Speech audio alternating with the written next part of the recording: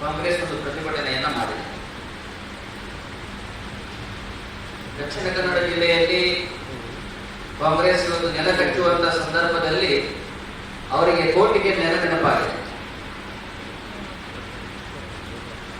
ಕೆಲವು ವರ್ಷದ ಕಳೆದ ಅವಧಿಯಲ್ಲಿ ಕೋಟಿಕೆನ್ನೆಯ ತಾಯಿ, ನಮ್ಮೆಲ್ಲರ ಆರಾಧ್ಯ ಮೂರ್ತಿ ದೇವಿ ವೈದ್ಯರಿಯ ಬಗ್ಗೆ ಅವಮಾನ ಆದಾಗ ಸಂದರ್ಭದಲ್ಲಿ ಕಾಂಗ್ರೆಸ್ ಈ ಜಿಲ್ಲೆಯಲ್ಲಿ ಮಾತಾಡಿದೆ. ಒಂದೇ ಜಾತಿ, ಒಂದೇ ಮತ, ಒಂದೇ ದೇವರು ಎನ್ನುವಂತ ಅಮರ ಸಂದೇಶವನ್ನ ಜಗತ್ತಿಗೆ ನೀಡಿದಂತಹ ಪರಮಪೂಜ್ಯ ನಾರಾಯಣ ಗುರುಗಳ ಹೆಸರನ್ನ ಒಂದು ವೃತ್ತಕ್ಕೆ ಇಡಬೇಕು ಎನ್ನುವ ದೃಷ್ಟಿಯಿಂದ ಮಹಾನಗರ ಪಾಲಿಕೆ ನಿರ್ಧಾರವನ್ನು ತೆಗೆದುಕೊಂಡಾಗ ಕೌನ್ಸಿಲ್ ಅಲ್ಲಿ ಮಾತನಾಡದೆ ಕಮಿಟಿ ಮೀಟಿಂಗ್ ಅಲ್ಲಿ ವಿರೋಧವನ್ನು ವ್ಯಕ್ತಪಡಿಸಿದೆ. ಇವತ್ತು ಮಂಗಳೂರು ವಿಮಾನ ನಿಲ್ದಾಣದ ಹೆಸರಿನಲ್ಲಿ ಜಾತಿ ರಾಜಕೀಯವನ್ನ ಇವತ್ತು ಕಾಂಗ್ರೆಸ್ ಇವತ್ತು ನಮ್ಮ ಜಿಲ್ಲೆಯಲ್ಲಿ ಮಾಡ್ತಾ ಇದೆ. ಕಾಂಗ್ರೆಸ್ಸಿನ ಇತಿಹಾಸವೇ ಈ ದೇಶದಲ್ಲಿ ನಮ್ಗೆ ಗೊತ್ತಾಗಿದೆ.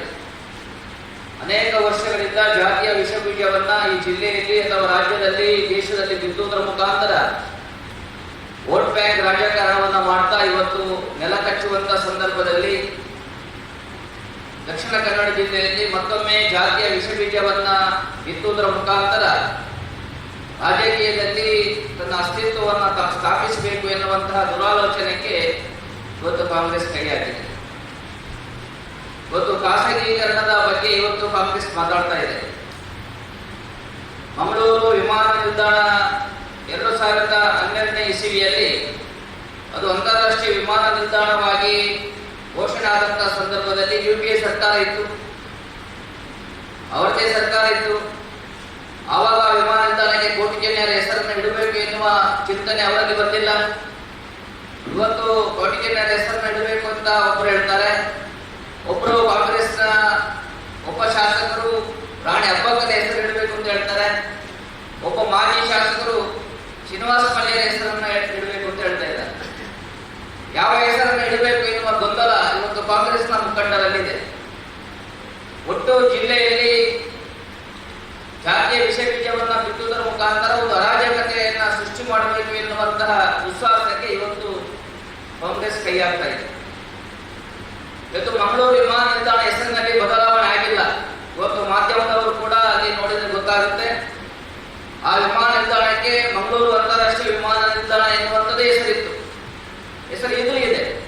ಅದರ ಕೆಳಗಡೆ ಏರ್ಪೋರ್ಟ್ ಅಥಾರಿಟಿ ಆಫ್ ಇಂಡಿಯಾ ಅಂತ ಮೊದಲಿತ್ತು. ಮೊದಲನೇ ವಿಮಾನ ನಿಲ್ದಾಣ ಅದು ನಮ್ಮ ಏರ್ಪೋರ್ಟ್ ಅಥಾರಿಟಿನ ಅಡಿಯಲ್ಲಿ ಬರ್ತಾ ಇತ್ತು. ಇವತ್ತು ಅದು ಅದಾನಿ ಏರ್ಪೋರ್ಟ್ನ ಅಡಿಯಲ್ಲಿ ಇವತ್ತು ಮಂಗಳೂರು ವಿಮಾನ ನಿಲ್ದಾಣ ಬರ್ತಾ ಇದೆ. ಏರ್ಪೋರ್ಟ್ ಅಥಾರಿಟಿ ಆಫ್ ಇಂಡಿಯಾ ಹೆಸರಿನ ಬದಲಿಗೆ ಅಲ್ಲಿ ಅದಾನಿ ಏರ್ಪೋರ್ಟ್ಸ್ ಅಂತ ಕೆಳಗಡೆ ಹಾಕಿದ್ದಾರೆ. ಅದರಿಂದಾಗಿ ಮಂಗಳೂರು ವಿಮಾನ ನಿಲ್ದಾಣದಲ್ಲಿ ಹೆಸರಿನ ಬದಲಾವಣೆ ಆಗಿಲ್ಲ. ಇವತ್ತು ಕೂಡ ಅದು ಮಂಗಳೂರು ವಿಮಾನ ನಿಲ್ದಾಣ ಹೆಸರಲ್ಲೇ ಇದೆ.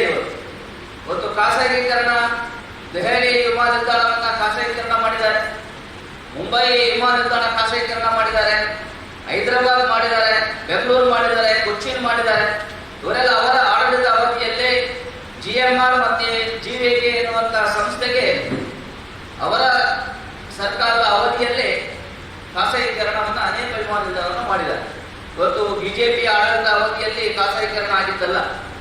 ಇವತ್ತು ಖಾಸಗೀಕರಣ ಯಾಕೆ ಆಯಿತು ಅಂತ ಕೇಳಿದ್ರೆ ಅದಕ್ಕೆ ಉತ್ತರವನ್ನ ಕಳೆದ 6 ದಶಕಗಳಿಂದ ಈ ದೇಶವನ್ನು ಆಳ್ವಿಕೆ ಮಾಡಿದಂತ ಕಾಂಗ್ರೆಸ್ನಲ್ಲೇ ಕೊಡಬೇಕು.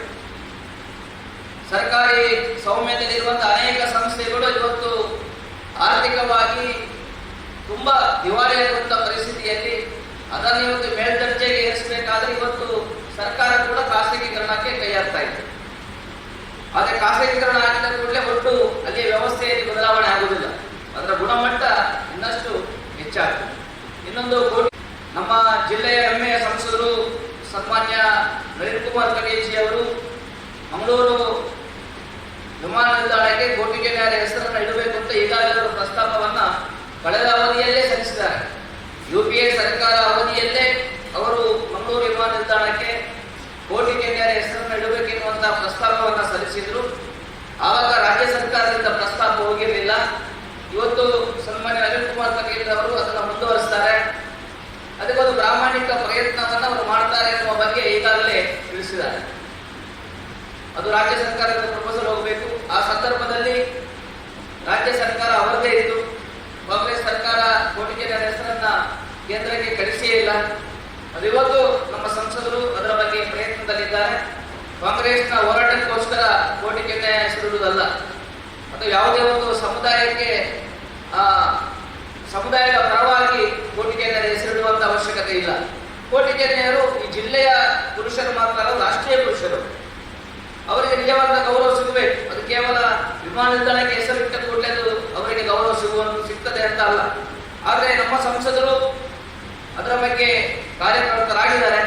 ಬಹುಶಃ ತಕ್ಷಣ ಅವರು ಮುಂದಿನ ದಿನಗಳಲ್ಲಿ ಏರ್ಪೋರ್ಟ್ಗೆ ಸಂಬಂಧಪಟ್ಟಂತ ಎಲ್ಲ ಅಧಿಕಾರಿಗಳನ್ನು ಕರೆದು ಸಭೆಯನ್ನು ನಡೆಸಲಿಕ್ಕಿದ್ದಾರೆ.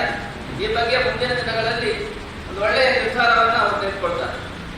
ಇವತ್ತು ಕಾಂಗ್ರೆಸ್ ಸುಮ್ಮನೆ ರಾಜಕಾರಣವನ್ನ ವಿಮಾನ ನಿಲ್ದಾಣ ಮತ್ತೆ ಧಾರ್ಮಿಕ ಪುರುಷರ ಹೆಸರನ್ನ ಇಟ್ಕೊಂಡು ಇವತ್ತು ರಾಜಕಾರಣವನ್ನ ಮಾಡ್ತಾ ಇದ್ದಾರೆ. ಬಿಲ್ಲವರು ನಮ್ಮ ಜಿಲ್ಲೆಯ ಬಿಲ್ಲವರು ಜಾಗೃತರಾಗಿದ್ದಾರೆ. ಅವರಿಗೆ ಗೊತ್ತಿದೆ ಕಳೆದ ಹಲವಾರು ವರ್ಷಗಳಿಂದ ಕಾಂಗ್ರೆಸ್ ಜಾತಿ ರಾಜಕಾರಣವನ್ನು ಯಾವ ರೀತಿ ಮಾಡಿದೆ. ಇವತ್ತು ಬಿಲ್ಲವರ ಪರವಾಗಿ ಅವರು ಮಾತಾಡ್ತಾ ಇದ್ದಾರೆ. ಕಾಂಗ್ರೆಸ್ನಲ್ಲಿ ಇದ್ದಂತಹ ಬಿಲ್ಲವ ಮುಖಂಡರಿಗೆ ಯಾವ ರೀತಿಯ ಮನ್ನಣೆಯನ್ನು ಕೊಟ್ಟಿದ್ದಾರೆ, ಯಾವ ರೀತಿಯ ಗೌರವವನ್ನು ಕೊಟ್ಟಿದ್ದಾರೆ ಈ ಜಿಲ್ಲೆಯ ಬಿಲ್ಲವರಿಗೆ ಗೊತ್ತಿದೆ.